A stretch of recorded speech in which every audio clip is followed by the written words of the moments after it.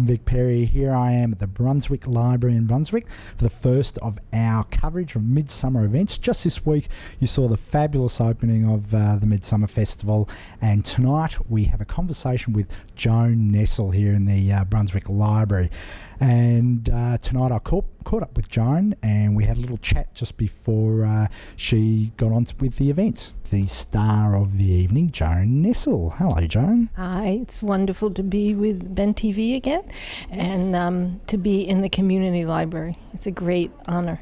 It's a lovely library. It's amazing what they've done to this format town hall. Now, you're about to have a conversation with a lot of girls. It's amazing how many people are here tonight. What can they expect? Well, I hope some can expect to be disturbed, some can expect to be excited, some can expect to be to think about things, and mostly that we have a sense of community. And I'm afraid I'm going to disappoint people because people are expecting my raunchiness, as someone said. And this is a different kind of evening, but I hope my readers will bear with me. And I just want to say one thing. I hope it isn't all girls. I hope, though I love having my women, but the thing we're talking about affects all of us, about difference and the traps it can lead us to, the liberations it can lead us to, the pleasures, the yearnings, the politics and all of that. So I know, just think of that as sex, okay? Every time I say difference, think you're hearing sex, and then we'll be okay. Well, the sex is a big subject, isn't it? So there's a lot of ways that it can be covered. What particular things then are you going to be sort of talking about? Well, I'm going to start by reading some excerpts from my own work where difference is a key word, and it goes back to 1949, and it leads to certain thoughts. And I'm hoping that I'm 65 now, right? And I started writing really in the late 70s, that I can be given a little more leeway and don't have to always write and speak about the same kinds of things. So I may not even, I will mention the word femme, but I may not even mention the word butch tonight. I don't know, but I'll flirt the unspoken words. But anyway, we'll see what happens. Mostly I am so indebted to the community here for welcoming me, because I'm a stranger to Melbourne, really, even though I've been coming back and forth. But the library, Joy Radio, Ben TV, the University of Melbourne that sponsored my coming 6 years ago in many ways. So I'm full of gratitude. And I just want to say one other thing. I find libraries more and more important, and I hope we all do. In my country, libraries are under surveillance. The things people are reading are under surveillance. So I feel like we're in what's called a safe house for sedition. I want tonight is going to be a discussion of queer sedition. Talking about where you come from originally, how do you find the lesbian community here compared to where you come from in terms of how they feel about their rights and the freedom? I mean, is there women in Australia freer than where you're from? Or honey, I really can't answer that question because, as I said, I'm 65. I'm a newcomer here. I don't go to the bars that I did in New York when I'm coming into a different conversation now. I just think for all gay people, we're at a very important time, and some of it is global, or at least from the United States here, the issues of marriage and whether that's a good thing to be getting all our attention in the way. There's many things. I really can't comment. That's what I hope happens tonight. I really believe in the importance of intergenerational conversations, interglobal conversations, intercontinental conversations. So I hope I will learn as much, and I really hope I see this as a political moment, that these conversations will continue, because one way we can fight the closing down of complex thinking is to continue having conversations among ourselves. We don't need money from the government to do it. We don't need a room in a university. We do need grassroots media. We do need community places to gather. But there's just so much they can take away from us. And then we've learned how to fill in the spaces with life. Well, how do you feel about the future, considering the issues we're dealing with, particularly what the federal government is doing at the moment? Yes. Are you concerned about it, or do you think we will overcome? Well, I'm very concerned about it. I'm going to talk about tonight. It reminds me of the 50s, a period I lived through, though it's different because it's 21st century. It is. Do you see this? Do you see this almost a comparison to McCarthyism? Yes, and I'm going to talk about that. And I lived through McCarthyism when I went to see that wonderful movie, Good Night and Good Luck. I remember Edward R. Murrow. I remember listening. I would say some of my political education came from watching the McCarthy hearings on television, and I even appeared to support young people who were called in front of the House Un-American Activities Committee, Paul Robeson Jr. and Joan Graham. These were African Americans who had gone to China, and the State Department collected their passport, and they were interrogated. So my queer history, my lesbian feminist history, is very deep in the 50s. I don't know if we will overcome. I know we have to act as if our actions have meaning.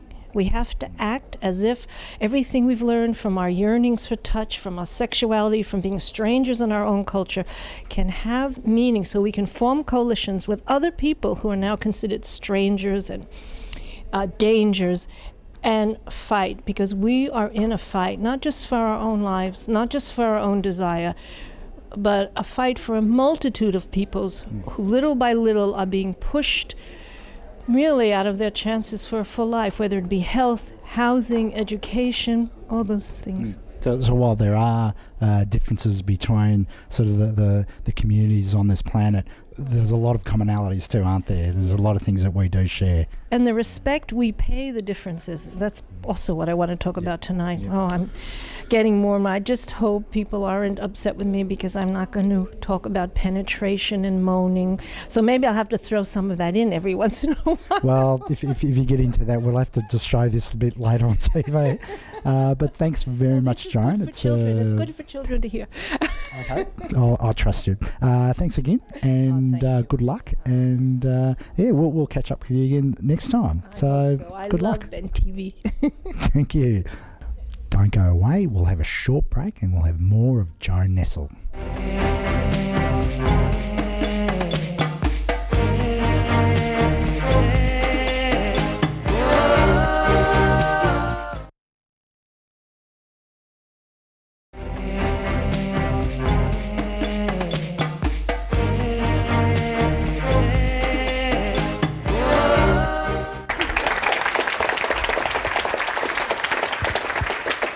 I cannot tell you how moved I am to see you on this night when you could have been watching tennis, you could have been doing all the things people do, and you came to sit in what I consider a hallowed place in some ways, these libraries, for our discussion. So thank you all so much for coming.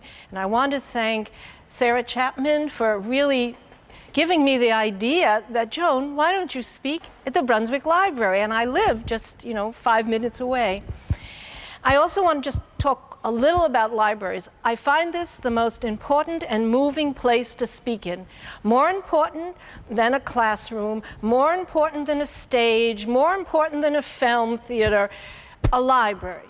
Because in my country, or one of my countries, or some place where I walked upon the earth, the government has libraries under surveillance. It has what we read under surveillance. So I consider this place what I call a safe home for seditious ideas. And that's what we're going to do tonight. And I might even be too seditious for some. I want to say before I start, whatever I say, is not truth. It probably isn't even wisdom. It's just me thinking about things, and then we'll all think together, because I want to say one other thing. What I hope comes out of tonight is ongoing discussions, because one thing your government and my government and many right-wing governments and many nationalistic-driven governments want is for the people not to get together and question and talk and liberate spaces that they cannot take away from us. And if anything I have learned from being queer for 65 years, well, I wasn't queer from the moment I was born, but is what we can do together in a grassroots way. Okay, so now, I think many of you perhaps read the blurb, how I chose to define myself for this, you know, white, Jew, femme. And I was hoping that those would all gather discussion and questioning and bouncing off of. And I brought books because I also want to show you sort of the genealogy of my thinking to share with you. Now, I just have to say one thing. When I was doing the interview, Vic, I think, said to me, they're really excited because some women were saying, she's really raunchy. Now, tonight what I'm doing perhaps will not be raunchy. There you go. You don't. That's a sound I've been known to make from time to time. But I think questioning and thinking is pretty sexy. So I hope you will find it too. And then afterwards, if you want me, after we have our discussion, if out on the street, if you want me to read some of my sexier things, I will. But I think there's other things I also want to do. Now, I want to start. I'm dedicating my part of this evening to the Turkish author Omar Pamuk, who wrote such novels as Snow. So this is one. And he's an author who was threatened with 3 years imprisonment because he dared to talk about some occurrences in Turkish history under a law which outlaws insulting all of the major officers of state as well as the military and the parliament for insulting Turkishness. Now, you know, we think the government says there's this big divide between the East and the West. Well, doesn't it sound familiar to you? Yeah. So in some ways, you know, that's a question to ask. But I want to quote, you see, one book leads to another, and I have to say I wouldn't have survived everything that has happened in my life without the wonders. Now, I know this, Orhan Pamuk doesn't consider himself a lesbian, you know, as far as I know, and Robert Browning doesn't consider himself a lesbian, but at 65, I feel I have the right to make any text meaningful and lesbianize it or queerize it. So for tonight, they're helping Jewish femme from the Bronx develop her ideas. And in this book, you know how authors often use quotations from other writers? He has this quotation, and it just grabbed me, and it's from a poem by Robert Browning, who was a 19th century British poet. It's in the voice of an unorthodox archbishop. Our interests on the dangerous edge of things, the honest thief, the tender murderer, the superstitious atheist. So I want to suggest tonight in the air, I hope, our interests will be on the dangerous edge of things. It's a brave time to be dangerous. And my final inspirational for me is Gerard Manley Hopkins. Now, he and I are about as different as you could get, but tonight he's a lesbian. But in his life, he was a Jesuit priest with some homoerotic tendencies, and also something, he wrote a wonderful group of sonnets whenever you're sad, or called The Deep Night of the Soul, which tell how he survived his own, I guess we would call it depression now. But this is one of his favorite poems, my favorite poems. I don't know if it was one of his. My enthusiasm often makes me sort of supernatural. But it's called Pied Beauty, and some of you may know this, and it's all about difference. Glory be to God for dappled things, for skies of couple color as a brinded cow, for rose moles all in stipple upon trout that swim, fresh fire-cold chestnut falls, finches' wings, landscape plotted and pieced, fold, fallow, and plow, and all trades their gear and tackle and trim, all things count original, spare, strange, whatever is fickle, freckled, who knows how, with swift, low, sweet, sour, dazzle dim, he fathers forth, whose beauty is past change. Praise him. So tonight we're talking about all things counter, original, spare, and strange, and I find that a very lesbian statement. On Joy Radio, wonderful interviewer asked me, Joan, how did you get to be so well, I don't want to be so. How did you get not to be intimidated by people who disagree with you, by people who want to, you know, shut you up, by people who say you shouldn't write about this and you shouldn't write about that? And You know, one of the first things that came to mind was, well, I had to start work when I was 13, had to take care of myself, my mother's life, sometimes exchanging sex for money. But then I remembered, so I want to read to you something called The Killing Air, and it grows out of the McCarthy period. 1949, the date is. So here we go. I only wish I could do it the way they did. Mrs. Worthy stood in front of her desk, a signal to us all that she was going to say something very important. She put her hands behind her and leaned her upper body into us. Now, children, you remember how I have been telling you about the isms that are America's danger. Some of you might remember this, and I don't know if it happened here in the same way. We all nodded. How could we forget the weekly reading Mrs. Worthy made us endure from a book she obviously thought was a Bible for the times? Her favorite sermons were on the danger of communism, the ism that made her blue-white hair get even bluer and her voice grow deep with sternness. This is National Negro Week, and you all have to write an essay on a famous American Negro. But children, she leaned even closer, there is one man you must not write about. He is a disgrace to this country. I twisted in my seat. His name is Paul Robeson, and he's a communist. The anger and contempt in her voice were too big for this fourth grade class.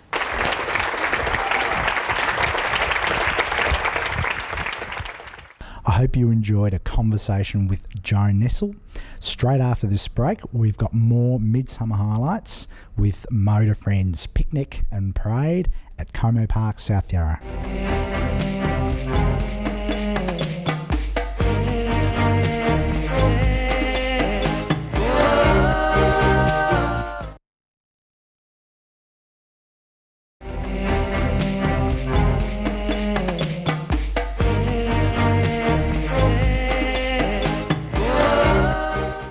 Here I am with David McCarthy, someone you probably recognise on Ben TV. He's one of the judges here today. Now, we're standing in front of the Queer Car of the Year, but before we get onto that, tell us a little bit about the judging. Like, when you look at these cars and you're judging, what are the things you're actually looking for, David? Well, we've got a number of categories. We have, for example, Best British, Best Asian, Best European, Most Original, Best Restored. So each category is different. You judge a car, obviously in restored, in how faithful it is in its restoration to original. Most Original, something like perhaps the old black Humber over there that's been in the one family since new. So it's got that, what the English call patina, which means the leather's all creased. You know about creased leather. Oh, okay, yeah. all right, yeah. And in terms of also the uniqueness of a vehicle, how unique it is, the fact that all these cars are here today, and I mean this is quite a unique event in the gay and lesbian calendar, I suppose. I mean, I love cars, but not everyone else does, and the sheer breadth of the vehicles are here, from cars that are worth a couple of $1,000s to cars that are worth $200,000. So, and they're all owned by members of our community, so it's a really, really good thing. So you've explained they're in various categories. So when you're actually looking at the car, what are the bits and pieces, or what are the details that you look at that actually influence on who wins, basically? Okay, when we look, say for example, when we looked at a restored, how original it is in terms of its restoration. Is it original parts or remanufactured parts? Is it authentic? Is the vehicle as it came out of the factory, or has it got other things fitted to it that perhaps were available in later models? So you look at that, but also uniqueness is something we look for, something that expresses individuality. All the vehicles here pretty much require a fair bit of courage to own, particularly in the older ones, because parts for them are hard to get, servicing's hard to organise. And the beautiful thing about this is that most of them are used as everyday drivers. So they're used every day. So that's part of the real attraction of them. Now, apart from the judging, there's also sort of activities that are happening as well. At the moment, we're looking at some things now. What are these activities? What are they about? Well, we've got the Rainbow Band, of course, playing in the background, and here we've got a precision driving event, which is driving over balloons and trying to break as many balloons as you can in the course without actually reversing. There's also we had a competition earlier. What was the slowest car? And that was in first gear, without the brakes on, without your foot on the accelerator, just idling along, and what took the least time to get from one end to the other. We're also doing drives around leafy Toorak here, in some of the cars. You know, some of the people never have an opportunity to ride in some of these cars. That's all I can think of. Of course, Como Park, a famous venue for the gay and lesbian community, more so the gay community in years past. It is. I'm sure we don't need to explain that. We won't explain. Well, in fact, it's been torn down. So it's quite a. We can see, or it's about to. Thanks very much, David. It's another great day here. It's a usual midsummer event that MotaFrenz do, and the Queer Car of the Year, of course. This was a controversial choice. It was a controversial choice. You'll tell us about that. But how did it become a queer? I mean, even the concept Queer Car of the Year. How does that come about? I suppose MCV and SX, who I do writing for, we wanted to recognise one car each year that we thought had the most appeal to the gay and lesbian community. So I decided, rather than calling it the GLBTI Car of the Year, I'd call it the Queer Car of the Year, which also gave some opportunity to recognise a vehicle that is very, very good at everything it does. Whether that's in terms of the way it drives, whether the way it looks, whether it's the way it's assembled, the quality of the vehicle, the uniqueness of the vehicle, and something that perhaps isn't an automatic choice. We tend to get categorised a lot. And something like this, the Chrysler 300C, I think it is queer. Why? Well, the fact that a company had the courage to produce a vehicle that looks as distinctive as this, I think takes a lot of courage. But the fact that it's a really, really good car in everything that it does, and I like it. And at the end of the day, it's every car that I've chosen as Queer Car of the Year is one that I would actually buy myself. So that's. And what's the controversy? You mentioned controversy. A lot of people think it's too butch. I think, well. So, doesn't but that almost makes assumptions that all gay men are effeminate.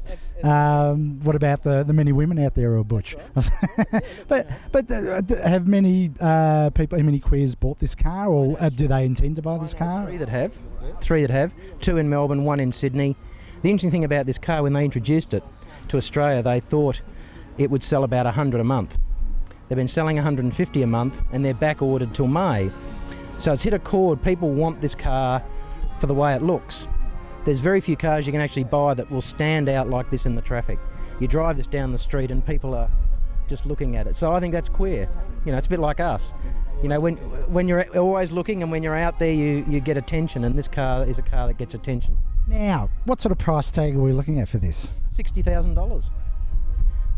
All the luxury equipment you could want. A huge V8 under the bonnet, Vic.